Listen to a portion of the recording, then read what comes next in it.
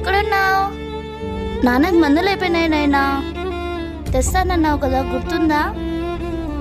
గుర్తుందమ్మా. సరే నాయనా, ఉంటా. సరే. వచ్చిన శాలరీ వచ్చినట్టు అయిపోయింది. నాన్న మందులకు 1000 రూపాయలు కావాలి. ఏం చేయాలబ్బా? సరే, బాస్కే ఫోన్ చేద్దాం.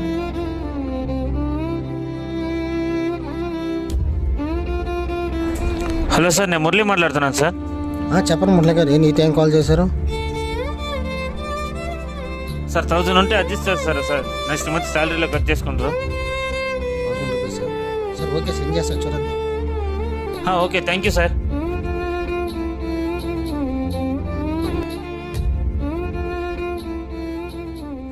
₹10 భయ్యా.